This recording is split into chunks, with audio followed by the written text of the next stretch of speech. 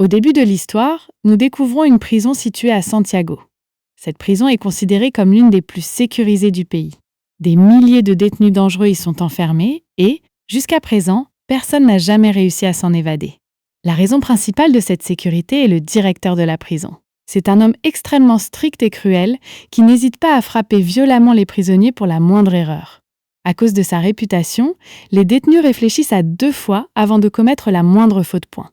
Mais cette situation est sur le point de changer avec l'arrivée d'un nouvel détenu nommé Leon. Leon est architecte. Grâce à son expérience, il est capable d'observer un bâtiment et de comprendre rapidement son âge ainsi que sa structure. Dès son entrée dans la prison, il commence déjà à réfléchir à un plan d'évasion. Nous apprenons également qu'il n'est pas seul. 4 de ses complices ont été incarcérés avec lui et partagent le même objectif: s'évader. Peu après leur arrivée, un gardien rassemble tous les prisonniers et leur explique les règles de la prison. Il les avertit que toute tentative de désobéissance sera sévèrement punie, voire mortelle. Les détenus sont ensuite conduits vers leurs cellules. En se dirigeant vers les cellules, Léon se précipite vers la cellule numéro 50. Après avoir observé les lieux, il a compris que cette cellule est l'endroit idéal pour mettre son plan à exécution. Cependant, lorsqu'il ouvre la porte, il découvre qu'un autre prisonnier l'occupe déjà. Déçu, il est contraint de s'installer dans la cellule voisine, la cellule 51. De leur côté, ses 4 complices ont réussi à prendre possession des cellules prévues dans leur plan. Plus tard, ils se réunissent discrètement dans la cellule de Léon. Raphaël lui fait remarquer: « Tu devais être dans la cellule 50, pas dans la 51. » Léon répond: « C'était plus facile pour vous. Vos cellules se trouvent au rez-de-chaussée. Moi, j'étais à l'étage et je n'ai pas réussi à arriver à temps. » Germaine demande alors: « Et maintenant, qu'est-ce qu'on fait ?» Raphaël répond: « Dès demain, nous commencerons à préparer notre évasion. » Le lendemain, Léon commence à étudier attentivement toute la prison. Il observe les murs, les bâtiments et surtout les gardes. Très vite, il comprend qu'il est impossible de s'évader en escaladant les murs. Les gardes surveillent constamment chaque zone. Il passe alors au plan B. En marchant, il compte soigneusement ses pas afin de mesurer les distances à l'intérieur de la prison. Après ses calculs, il rejoint ses compagnons. Germaine lui dit: « Tu es devenu fou. Cette prison est imprenable. Les murs sont trop hauts et les gardes sont partout. » Léon répond: « J'ai mesuré la distance. La route située à l'extérieur de la prison se trouve à environ 90 mètres d'ici. » Tout le monde le regarde avec étonnement. « Nous n'allons pas passer au-dessus des murs. Nous allons passer en dessous. » Léon explique alors son idée. « Nous allons creuser un tunnel. Une fois dehors, nous atteindrons la forêt qui entoure la prison. Les gardes auront beaucoup de mal à nous retrouver. » Ses compagnons sont impressionnés, mais un problème apparaît immédiatement. Que va-t-on faire de toute la terre extraite du tunnel? Cette question bloque complètement le groupe. Alors qu'ils discutent de leur plan, un détenu nommé Bigot les observe discrètement. Bigot est connu pour être un informateur. Il collabore secrètement avec la direction de la prison et dénonce tous les prisonniers qui enfreignent les règles. Depuis plusieurs jours, il surveille Léon, Raphaël et Germaine. Voyant leurs nombreuses réunions secrètes, il commence à avoir des soupçons. Il finit par s'approcher d'eux et dit: « Je sais que vous préparez une évasion. Je vous observe depuis longtemps. Je veux participer avec vous. » Mais Raphaël remarque immédiatement quelque chose d'étrange chez lui. Méfiant, il répond: « Tu te trompes. Nous ne préparons rien du tout. Nous discutons simplement entre amis. » Bigot s'éloigne, mais les 3 hommes comprennent qu'ils devront désormais être extrêmement prudents. Le lendemain, Léon, Raphaël et Germaine se retrouvent dans une cellule située au rez-de-chaussée. Raphaël montre un mur et dit: « Nous allons creuser ici. » Mais un nouveau problème apparaît. Chaque soir, les gardiens inspectent toutes les cellules. Si le tunnel reste visible, ils seront immédiatement découverts. Léon propose alors une solution ingénieuse. « Nous allons découper une partie du mur et fabriquer un faux bloc identique. Chaque soir, nous replacerons ce faux mur pour cacher l'entrée du tunnel. » Le plan semble parfait. Il ne reste plus qu'à résoudre le problème de la terre extraite. Léon demande à son ami guitariste de venir dans sa cellule. Celui-ci sort discrètement un grand tournevis caché à l'intérieur de sa guitare et le remet à Léon.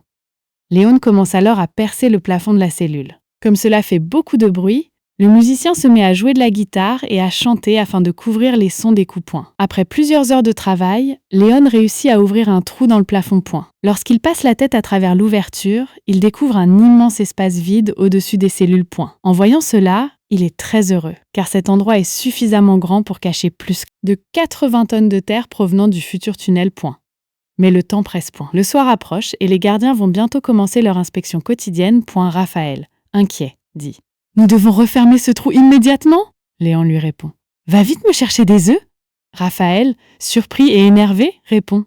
Tu plaisantes? C'est vraiment le moment de demander des œufs? Léon insiste. Fais-moi confiance. Apporte-moi les œufs et tu verras. Raphaël part alors chercher des œufs pendant que Léon et Germane récupèrent les morceaux de béton tombés du plafond et les réduisent en poussière point. Quelques minutes plus tard, Raphaël revient avec les œufs. Léon verse la poudre de béton dans un seau. Il ajoute ensuite de la chaux, puis casse les œufs dans le mélange. Il remue le tout jusqu'à obtenir une pâte épaisse ressemblant à du ciment. Pendant ce temps, leur ami guitariste joue soudain une mélodie particulière. Cette mélodie est en réalité un signal d'alerte. Les gardiens arrivent pour l'inspection. Tous les détenus qui connaissent le code comprennent immédiatement le message et accélèrent leurs activités. Léon, Raphaël et Germane travaillent alors à toute vitesse. Avec leur mélange composé de poussière, de béton, de chaux et d'œufs, ils fabriquent un faux bloc solide ayant exactement la forme du trou dans le plafond. Ils placent ensuite ce faux bloc dans l'ouverture afin de la boucher. Pour masquer davantage la réparation, ils collent un poster juste en dessous du trou. Quelques instants plus tard, les gardiens entrent dans la cellule. Ils font sortir Léon et ses compagnons et inspectent minutieusement la pièce. Aucune trace de tunnel ni de travaux n'est visible. L'un des gardiens remarque cependant le poster collé au plafond. Il s'apprête à l'enlever. Au même moment, un officier l'appelle depuis le couloir. Le gardien quitte alors la cellule sans retirer le poster. Grâce à ce coup de chance, Léon et ses amis échappent de très peu à la découverte de leur plan d'évasion. Et voici comment leur vie a tous est sauvée. À ce moment-là, ils étaient déjà depuis 34 jours dans cette prison et ils devaient bientôt en sortir. Du coup, Léon et Germane montent sur le toit et fabriquent une boîte en bois creuse. Ils remplissent cette boîte en bois de ciment blanc et la posent sur le toit. Quelques jours plus tard, leur bloc est prêt. Maintenant, il restait la partie la plus lourde, creuser le tunnel. Ils commencent donc les travaux. Ils coupent d'abord la partie la plus basse du mur en suivant les dimensions de ce bloc déjà préparé. Mais en creusant, ça fait beaucoup de bruit. Quelques gardes entendent le bruit et se dirigent vers leur cellule. Mais avant que les gardes n'arrivent, leur pote aux guitares vient les prévenir qu'il y a des gardes qui approchent de la cellule. En entendant ça, tout le monde prend peur, parce que la partie du mur qu'ils avaient coupée était plus petite que le bloc qu'ils avaient fabriqué. Du coup, le bloc ne pouvait pas rentrer. Comme ils ne voient aucune autre solution, ils ramassent vite les débris du mur cassé. Et à l'endroit où ils creusaient le tunnel, ils placent les objets avec beaucoup de minutie pour cacher l'endroit. Puis ils se remettent chacun à leurs occupations pour que les gardes n'aient pas de soupçon. Un peu plus tard, un garde entre dans leur cellule et fait le tour des 4 murs pour vérifier s'ils ne préparent pas une évasion. Mais il ne voit rien d'anormal, donc le garde repart. Dès que le garde est parti, ils mettent la radio à fond et se remettent au creusement. Après plusieurs heures d'efforts, ils réussissent enfin à couper une partie parfaite à la forme du bloc, et ils fixent le bloc en ciment blanc à cet endroit. Ensuite, ils mettent tous les débris issus du creusement dans un sac et emmènent le sac dans la cellule du dessus. Là-haut, ils avaient déjà cassé le plafond pour faire un trou, et ils l'avaient caché en fabriquant un petit bloc avec un mélange d'œufs et de débris. Ils retirent ce bloc et commencent à remplir de terre l'espace vide au-dessus ce point. Après avoir mis la terre dans le plafond, ils remettent le bloc du plafond en place, le recouvrent de ciment blanc et le recachent avec une photo. Chaque jour, leur pote aux guitares joue de la guitare pour détourner l'attention. En même temps, ils surveillent la police.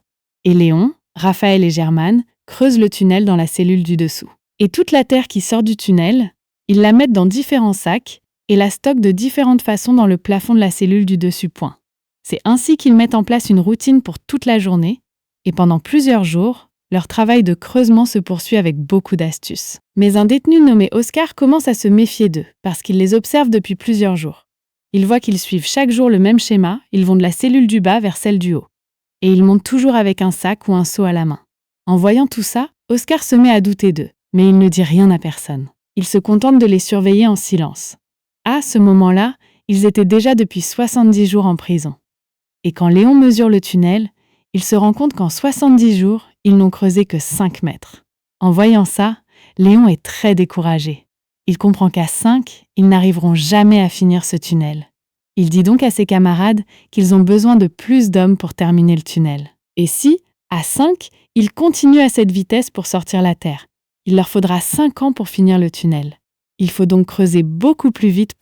Pendant ce temps, alors que Germane montait avec un sac de terre, un policier l'arrête et lui demande ce qu'il y a dans le sac. Germane répond que ce n'est rien d'important, juste quelques affaires personnelles. Le policier lui dit « D'accord, ouvre-le pour que je voie ». En entendant ça, Germane panique. il pense qu'ils vont tous se faire prendre aujourd'hui.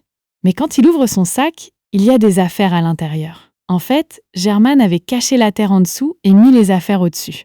Mais le garde se méfie de Germain et lui dit « Suis-moi à la salle de contrôle, point ». Germain change alors très habilement son sac avec un autre sac identique qu'avait Léon. Et il suit le garde jusqu'à la salle de contrôle. Quand le garde fouille le sac de Germain, il n'y trouve rien d'autre que des affaires. Il laisse donc Germain partir. À ce moment-là, ces détenus étaient déjà depuis 86 jours en prison et ils ne voulaient plus rester ici plus longtemps. Du coup, Léon et ses camarades recrutent rapidement quelques détenus de l'étage du dessus pour accélérer le travail du tunnel. Léon montre le tunnel aux nouveaux détenus après avoir enlevé le bloc du mur. En voyant ça, ces détenus acceptent immédiatement de se joindre à eux, car ils se disent que si 5 personnes ont pu creuser un tunnel de 7 mètres, à plusieurs, ils le finiront vite. Et parmi ces nouveaux, il y avait aussi des détenus condamnés à mort, donc ils cherchaient déjà une occasion de s'échapper. Quand Léon voit que tous les détenus sont prêts pour le tunnel, il leur explique son plan. On travaillera par roulement d'1 heure par jour. 2 personnes creuseront, 2 personnes monteront la terre et 2 personnes surveilleront les gardes. Les autres feront les tâches normales de la prison pour qu'on n'éveille pas les soupçons. Et après 2 heures de creusement, chaque détenu qui sortira devra immédiatement prendre une douche et laver ses vêtements pour que les gardes ne voient pas de traces de terre. À partir de là, ils arrivent à sortir 100 kg de terre par jour. On apprend aussi que Léon a choisi les détenus de l'étage du dessus pour ne plus avoir à porter les sacs ou seaux de terre. Et pour ne pas attirer l'attention des gardes, ils font un trou dans le plafond de la cellule où ils creusent en bas. Comme ça, au lieu de monter la terre par les escaliers, ils la passent directement par le trou aux détenus de la cellule du dessus. Ça réduit le risque de se faire prendre et ça accélère énormément le travail. Quand un détenu creuse dans le tunnel, ils mettent la radio à fond. Et tous les autres détenus font semblant que tout est normal devant les gardes. Et dès qu'ils voient un danger avec les gardes, ils frappent à la porte de la cellule pour donner l'alerte. Les détenus qui creusent remettent alors tout en place et retournent à leurs occupations. Ainsi, chaque détenu impliqué dans le plan d'évasion fait son travail selon la routine. Et chaque soir, ils se réunissent pour préparer la suite, pour que les gardes n'aient de soupçons sur personne et que tout se passe parfaitement. Mais un soir, alors qu'ils jouent au foot, un détenu nommé Oscar s'approche de Raphaël et lui dit « Je sais que vous essayez de creuser un tunnel, donc je veux rejoindre votre équipe et vous aider. » Raphaël emmène Oscar voir Léon, et Léon l'intègre aussi dans l'équipe. Là, Léon dit à ses 2 camarades Germain et Raphaël « Avec la façon dont ça avance, je suis sûr qu'on finira vite le tunnel et qu'on sortira d'ici. Mais même après être sorti, on peut se faire prendre, parce qu'on ne sera pas 4 ou 5, mais 40. Et si la police nous voit courir dehors, elle nous poursuivra en voiture et nous attrapera. Il nous faut donc quelqu'un dehors qui nous prépare un bus pour le moment où on sort. Il se demande alors qui pourrait les aider de l'extérieur. Léon dit « Raphaël, ta femme Paulina peut nous aider de l'extérieur. On peut lui faire confiance. Il faut que tu lui demandes de l'aide. » À ce moment-là, les détenus sont en prison depuis 182 jours. Et ce jour-là, les familles viennent rendre visite à tous les détenus. La femme de Raphaël est aussi là. Raphaël explique tout le plan à Paulina et lui dit qu'ils auront besoin de son aide de l'extérieur. Il faut qu'elle contacte des gens et leur organise un bus. Paulina accepte et repart. Les détenus sont en prison depuis 205 jours en train de creuser, et le tunnel est déjà bien long. Mais un jour, leur pote qui joue de la guitare est en train de creuser dans le tunnel quand les gardes arrivent pour fouiller la cellule. En voyant ça, Raphaël et Léon, dehors, paniquent énormément. Parce que depuis plusieurs jours, les fouilles de cellules se faisaient la nuit. Mais aujourd'hui, les gardes viennent en plein jour, comme s'ils se doutaient que quelqu'un essaye de creuser un tunnel dans la prison. Il va prévenir tout le monde et dit « Cachez vite tout ce qui traîne ici et là !» En entendant ça, tous ceux qui travaillaient arrêtent le travail sur le tunnel et retournent à leurs occupations normales. Là, le 2e pote qui était descendu dans le tunnel avec le guitariste commence aussi à sortir. Mais le guitariste reste coincé à l'intérieur parce qu'il travaillait tout au bout du tunnel. Tant bien que mal, il essaye lui aussi de sortir. Mais il sait déjà que les gardes seront arrivés jusqu'au tunnel avant qu'ils ne sortent. À ce moment-là, tout le monde a peur et pense qu'ils vont tous se faire prendre aujourd'hui.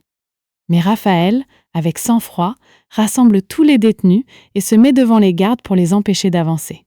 En voyant ça, l'officier de police se met en colère et les policiers attaquent les détenus. Les détenus ripostent aussi et essayent de retenir la police pour que leur pote coincé dans le tunnel puisse sortir.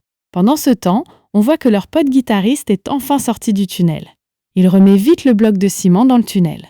Et quand il ouvre la porte de la cellule, il n'y a plus personne dehors. En réalité, pour avoir attaqué les gardes, tous les détenus ont été déshabillés et mis dehors au soleil. Quelques instants plus tard, le directeur de la prison arrive. Le directeur dit « Laissez-les tous ici sans vêtements jusqu'au coucher du soleil et supprimez-leur la nourriture pour un jour. » De son côté, Paulina, la femme de Raphaël, va à l'église pour rencontrer le père de Léon. Le père de Léon était prêtre. Là, un vieil ami de Léon arrive aussi. Paulina explique tout le plan du tunnel au père de Léon et à son ami et dit « Il faut qu'on leur organise un bus pour les sauver. » L'ami de Léon accepte de les aider et dit « Je m'occupe du bus. » Pendant ce temps, en prison, l'avocate de Raphaël vient le voir. Le directeur de la prison propose une cigarette à Raphaël, mais Raphaël refuse. Par contre, il retient bien la marque de cigarette dans le paquet du directeur. À ce moment-là, plus d'1 an s'était déjà écoulé, et ils avaient creusé le tunnel sur une très longue distance. Après des jours et des nuits de travail, le tunnel était presque terminé. Mais un jour, un de leurs camarades s'évanouit en travaillant dans le tunnel à cause du manque d'oxygène en profondeur. Heureusement, Raphaël était derrière lui et arrive tant bien que mal à le sortir. Le soir, ils font une réunion, le tunnel est maintenant très long. On a du mal à respirer à cause du manque d'oxygène. Il faut qu'on fasse quelque chose. Il y a un détenu qui travaille en prison et qui a une machine. Avec cette machine, en mettant un ventilateur, ils peuvent envoyer de l'oxygène jusqu'au bout du tunnel. Raphaël lui dit « Si tu nous donnes ce moteur, on t'accepte dans l'équipe. » Le détenu accepte. Ils installent un ventilateur sur le moteur et, grâce à un tuyau en plastique, ils réussissent à amener l'oxygène jusqu'au bout du tunnel. Les gars qui travaillent au bout du tunnel n'ont plus de mal à respirer et le travail reprend. Mais le directeur commence à se méfier des détenus. Il convoque donc un détenu nommé Bigot, lui donne un paquet de cigarettes et lui dit « Je sens qu'il y a quelque chose qui cloche dans la prison. Tu dois surveiller les détenus pour voir ce qu'ils essaient de faire. » Et Bigot accepte. Sauf que Bigot ne sait pas encore que les détenus creusent un tunnel. À ce stade, 514 jours se sont écoulés dans cette prison depuis le début du tunnel et ils ont maintenant creusé jusqu'à l'extérieur de la prison. Là où ils se sont arrêtés, Raphaël fait un petit trou vers le haut depuis le tunnel et laisse couler un liquide rouge, pour que sa femme et les amis de Léon dehors comprennent que le tunnel est arrivé jusque-là. Bigot se méfie de Raphaël et de Léon, mais il n'en est pas encore sûr. Pour transformer son doute en certitude, Bigot va voir Raphaël et lui dit « Si vous prévoyez de vous évader, prenez-moi avec vous s'il vous plaît. J'en ai marre d'être ici. Ma femme et ma fille m'attendent dehors. » Raphaël a pitié de lui et est sur le point de lui parler du tunnel, quand il voit le paquet de cigarettes dans la main de Bigot. C'est le même paquet que Raphaël avait vu chez le directeur quelques jours plus tôt. Raphaël comprend donc que Bigot est de mèche avec le directeur. Il ne lui dit donc rien. De son côté, le vieil ami de Léon vient près de la prison en faisant semblant de courir avec son chien, et il repère le liquide rouge. Le lendemain, le père de Léon vient voir Léon en prison et lui dit « On a vu le liquide rouge que vous avez fait couler dehors. Vous êtes sorti des limites de la prison, mais vous n'êtes pas encore au bon endroit. Il faut encore creuser 40 pieds. » Ils se remettent donc à allonger le tunnel. Il ne reste plus que quelques jours de creusement avant la fin. Mais ils n'avaient pas du tout imaginé ce qui allait leur arriver. Un jour, alors qu'un de leurs camarades creuse, un énorme tremblement de terre se produit et les murs de la prison se mettent à trembler. Léon regardait un match de foot avec ses amis dehors. En sentant les secousses, il court immédiatement vers le tunnel. Les gardes font sortir tous les détenus de la prison pour éviter que les murs ne s'effondrent. Et Léon réussit tant bien que mal à sortir son pote coincé dans le tunnel. Il l'a sauvé, mais il a peur que le tunnel se soit effondré de l'intérieur. Il retourne donc dans le tunnel et voit qu'il est intact. Léon est soulagé. Quand le travail sur le tunnel est presque terminé, Léon va voir un détenu en fauteuil roulant.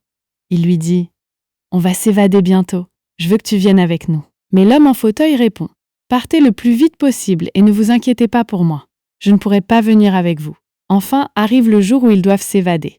Alors que tous les détenus sont occupés à regarder la télé, tous ceux qui participent au plan se lèvent un par un et partent. Personne ne se méfie, parce que tout le monde est concentré sur le film romantique à la télé. Tous les évadés arrivent à la cellule du tunnel et descendent dedans, un par un. Pendant ce temps, Bigot regarde la télé, puis son attention va vers l'arrière. Il voit que plein de détenus sont partis.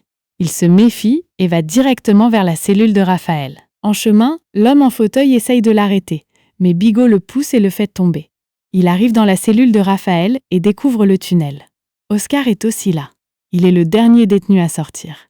Mais maintenant que Bigot connaît toute la vérité, il part prévenir la police. Oscar le rattrape. Ils se battent et Bigot blesse gravement Oscar au bras avec un tournevis. Malgré sa blessure, Oscar ne le lâche pas. et le roue de coups jusqu'à ce qu'il s'évanouisse. Oscar essaye d'aller dans le tunnel, mais à cause de son bras gravement blessé, il n'y arrive pas. De l'autre côté, le dernier détenu ouvre le couvercle et fait sortir tous les autres un par un. Une fois dehors, tous les détenus se changent vite. Et là, ils voient un bus arriver sur le pont en face. Ils courent tous vers le bus et montent. Mais Oscar n'est toujours pas là. Tous les détenus l'attendent. Germaine dit « Je pense qu'Oscar est en danger. Je vais l'aider. » Et il part le chercher. Pendant ce temps, le film est terminé en prison et les détenus retournent dans leurs cellules. C'est là que l'homme en fauteuil prévient tout le monde. Il y a un tunnel dans la cellule de Raphaël, vous pouvez vous évader par là. En entendant ça, tous les détenus courent de ce côté. Les gardes se méfient et appellent des renforts. Peu après, la sirène retentit dans toute la prison. Les détenus dans le bus entendent la sirène et comprennent qu'ils ne doivent pas rester plus longtemps. Ils doivent partir. C'est à ce moment que Germaine arrive. Il dit à tout le monde « Je suis allé près du tunnel, mais je n'ai pas trouvé Oscar. » Le bus démarre. Dans la prison, on voit Oscar, blessé, qui n'a pas pu s'enfuir. Le directeur est prévenu de l'évasion des détenus et il entre dans une rage folle. Dans le bus, Paulina donne à chaque détenu un sac avec de l'argent et des fausses cartes d'identité. Tous les détenus se séparent et partent chacun de leur côté. Et c'est ainsi que tous les détenus qui ont travaillé jour et nuit pendant plusieurs mois sont enfin libres. Ami, c'était la plus grande évasion de l'histoire, où 50 personnes se sont échappées de prison en une seule fois. Mais leur pote Oscar n'a pas réussi à s'échapper. Et c'est sur ça que ce film inspiré d'une histoire vraie se termine.